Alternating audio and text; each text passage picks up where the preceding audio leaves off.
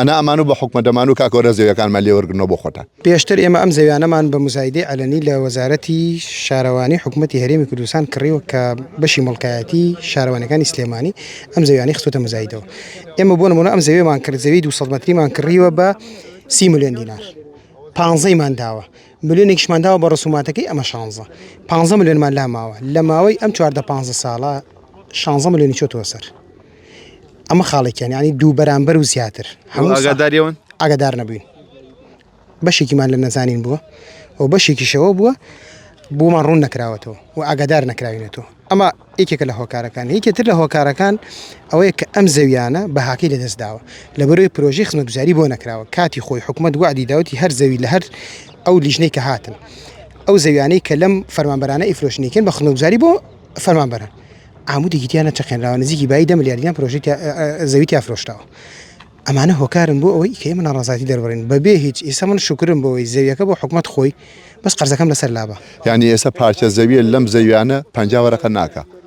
زەوی تایە 5 دەفتەری پێدراوە 4 دەفتەری پێدراوە. هیچ خزمەتگوزاریەکی بەهۆی ئەو بەهۆیەوە کە خزمەتگوزاری بۆ نەکراوە هیچ شتێکی بۆ نەکراوە هیچ کەس نایە مەعامەلە لەم زەویانە بکە. ئەو کاتی کە 5 دەفتەرتان پێیاوە ئێستا داوای چەندەکەن ئەو زیادە چەندە چۆتە ئێستا خۆی 50 وەرەقە ناکا زەویەکە. 50 وەرەقە ناکە. ئێمڕۆ 50 وەرەقە 70 وەرەقە 80 وەرەقە پارچەی زەوی لەم زەویانە کە کاورا 5 دەفتەری پێداوە ئێستا لە سەدا 7 ساڵانەی 12 ساڵ چوەتە سەر سوود چوەتە سەر زەویەکە. یعنی بنزیگەی چەند وەرەقە چۆتە سەر؟ زیاتر لە ئێستا من بڵێن زەوی هەیە 8 ملیۆنی چۆتە سەر زەوی هەیە 20 ملیۆنی چۆتە سەر زەوی هەیە 15 ملیۆنی چۆتە سەر. ئەو هەر سوودەکە ناکاتەوە پارەی سوودەکە ناکە. ئەنا ئەمان و بە حکومە دەمان و کاکۆرە زەویەکانمان لێوەرگرنەوە بۆ خۆتان.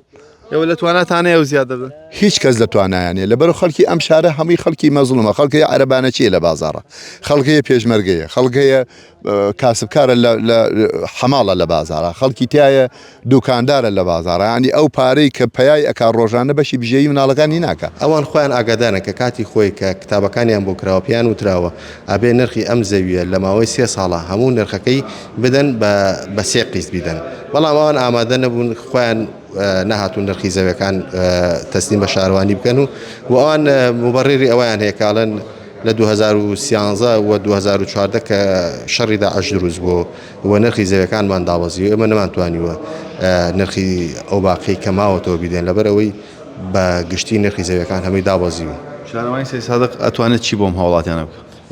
وەکو سەرۆکاتی شارەوانی سی سایق ئێمە وەک پێم وتیت نووسرامان بۆ کردوون بۆ ئەم مەوزوعە چارەسەر بکرێت و ئێستا ئێمە ڕێنمایەکمان لەلایە سەبارەت بە نرخی ئەو مڵکانی شارەوانی کە بەکرێ دراون و لە 120 داشکاندیان هەیە داوامان کردو لە بەڕێوەبەراتی گشتی شارەوانەکانی سلێمانی و ئیسە کتابیان بۆ کراوە بۆ وەزارەت بۆ مۆزوعیەوەی ئەمانج لە چوارچێی ئەو لە 120 نرخی زەویەکانیان بۆ نرخی ئەو قیستانیان بۆ کەم کرێتەوە و ئەوانیش ئیسفادە لەو مۆزوعە بکەن.